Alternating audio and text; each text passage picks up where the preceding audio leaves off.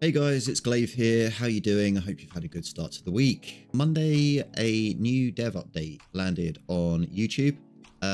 It announces the arrival of Season 4, which will be with us on December the 12th. The team are calling it Eternal Frost, and it is the final season of the 2023 roadmap.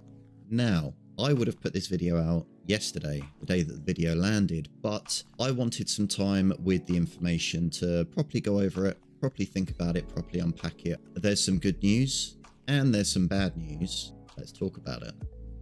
Okay, so here we are with the roadmap. It's not that long ago we were looking at this actually. We looked at the Season 4 roadmap when we were talking about future content and what's to come. Obviously, Season 4 was next, before hopefully the new roadmap, and then that takes us into next year and to the eventual next expansion.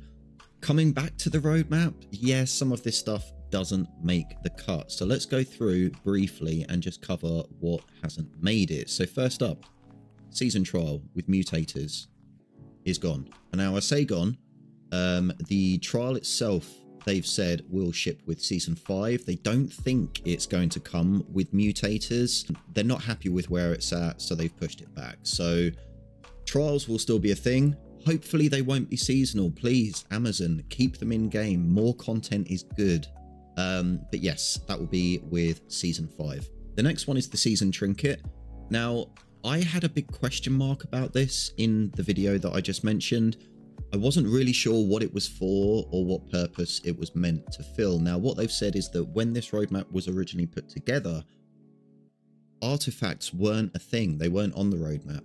And they feel like the artifacts have kind of filled the gap that the Season Trinket was going to be filling.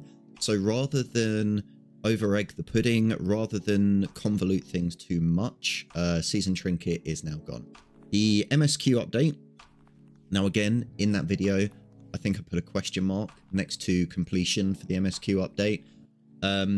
They've pushed this back because the last MSQ update, which came with Rise of the Angry Earth, did have with it bugs.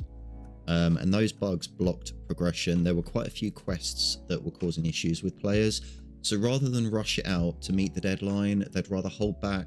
They'd rather let it bake properly and then release it as and when it's fully ready. Next up is Heart Runes.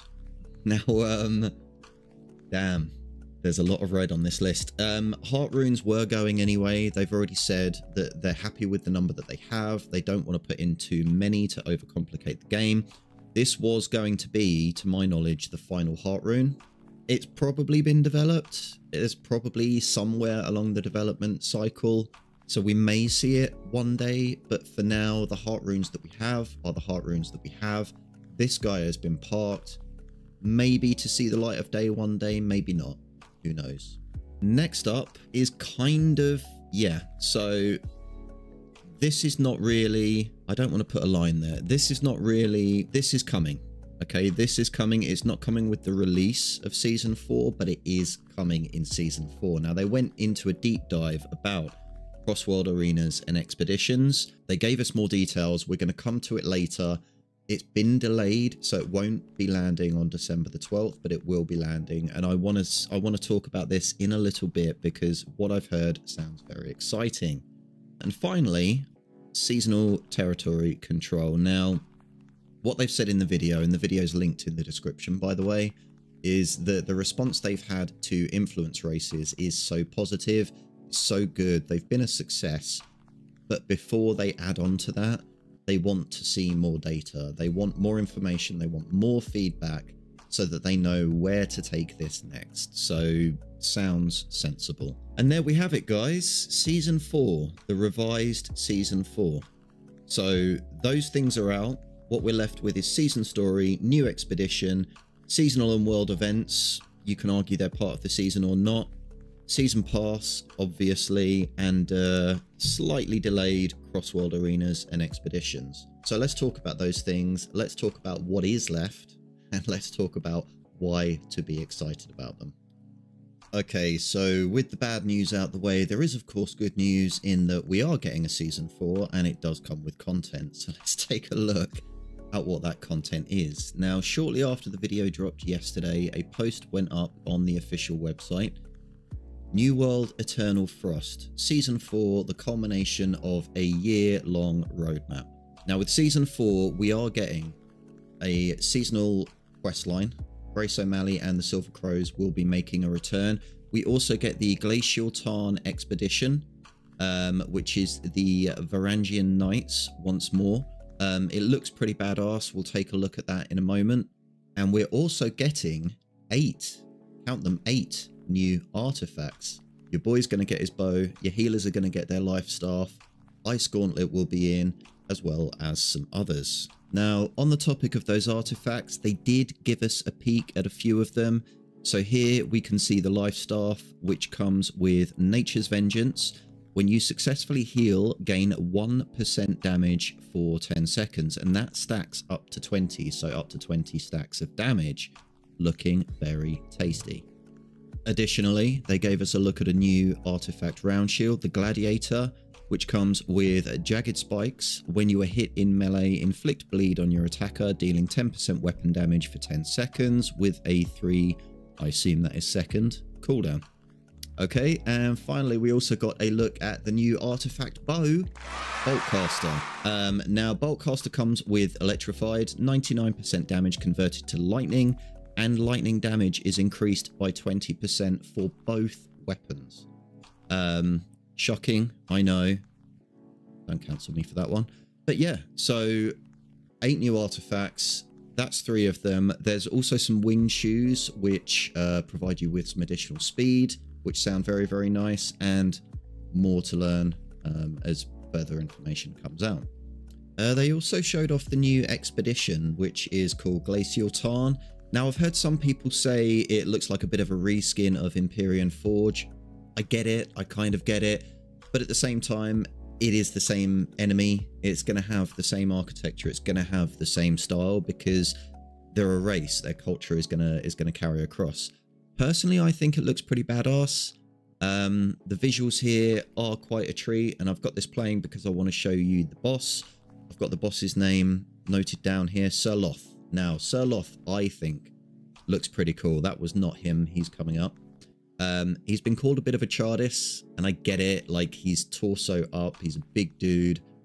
Maybe he is. Maybe he's got some Chardis moves. Who knows? There he is. Sir Loth. How you doing, fella?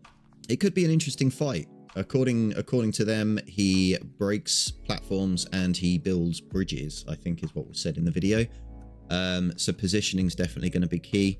Could be fun. Who knows? Either way, it's a free expedition. Now, as well as these content previews, I wanted to talk very quickly about the delayed Crossworld expeditions and arenas. As I say, it's delayed. It's not cancelled. It's not pushed to another season. We're getting it in season 4 just later on. Now, there's a very good reason that they've delayed this, and it's something I kind of predicted in that video I mentioned at the beginning. In parallel to this particular feature, they've also been working on a new group finder. I speculated whether or not it would be launching with the group finder. Now, it turns out that they had wanted to do that and make it a nice little surprise for the community. However, the group finder in question isn't yet ready, so they've delayed the whole thing. What they have done is given us further information on it, and I think it looks pretty badass. It also kind of gives me Final Fantasy XIV vibes. So as well as just being a basic group finder, go in, click the dungeon, add your role, and it will put you together with a pug. There are going to be additional incentives for in-demand roles. So healers, tanks, you're going to be incentivized to participate in expeditions and be rewarded for the fact that you take on extra responsibility, while us deeps sit back, pew and enjoy. In addition to incentives, there is also going to be I think it was described as a big red button, but a lottery button. So you can go in, click, it will assign you to a random dungeon, to a random pug, and you will also be rewarded for participating in that. Now, that's the bit that made me think of Final Fantasy XIV. I believe it was called a roulette system in Final Fantasy XIV. And for going in and doing these each day, generally you would be paired up with newbies trying to get their dungeons done, the early level stuff, and you'd be rewarded with tokens. It was a good way to keep that content relevant. It was a good way to keep it alive. It was a very good way to help newbies get through their content. We're not really sure of the finer details for New World, but it did just give me that feel, and I really did appreciate that. So thanks, guys. Finally, Group Finder is going to be available in Mutations. Now, they thought about this long and hard. Obviously, with Mutations, pugs are a bit more troublesome than a pre-made group.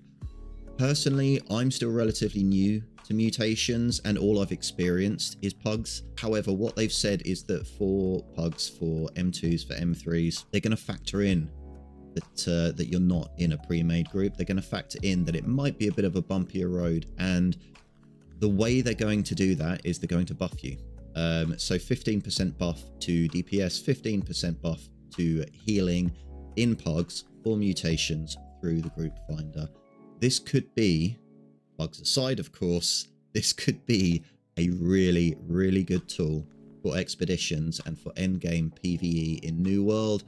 If it takes a few extra weeks to get it done right, I for one am happy for that, and I cannot wait to see it in game. Okay, so before we go, there are 2 additional changes that I want to talk about that I very nearly neglected to mention, and I don't know why, because personally I think they're both great. With Season 4, we will be getting not 1, but 4 Soul Trials as part of the quest. I really like the Soul Trials. I think they're really, really good. I think they're fun, single player content, and I actually think they should stay in the game. I think they should be grindable. I think there should be a menu for them so you can replay them. Please, Amazon, please, please, please give us this content for keeps. The second thing I wanted to mention is changes to the inventory system. So not the storage system, sadly, that's still to come. But the inventory system, they are going to allow us to sort our inventory as we see fit. Currently, the inventory system is a 2-column system, and it's rigid in terms of where items are placed. They're going to change that, so you can have a single column view or a 2-column view. Not only can you pick the number of columns, you can also click and drag which items appear first in that list. So the example they gave is gems. If you're not a big fan of gems, I don't know why you would be, or wouldn't be rather, you can click and drag that to the bottom and have other things at the top. In my case, I'll probably stick reagents at the bottom because they don't get used until they're in my storage. But having that customizability is going to make inventory management that much easier. I just really hope they hurry up with the storage shed.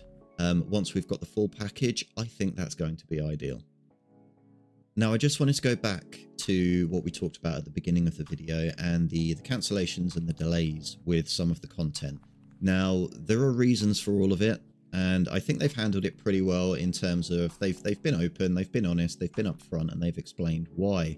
Absolutely fine, and I'm pretty stoked for Season 4, as well as the new roadmap in December. The thing that gets to me is I really love this game, and I know you guys do too. Like, it's a fantastic community.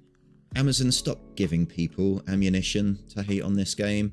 Look at your roadmap for 2024 and make sure it's achievable. Get the resources you need. If you're going to play with the big boys, and I think you should, put yourselves in a strong position where you can do that. I don't want people hating on New World. When I mention New World, I want to hear good things about it. So let's aim for that in 2024, please.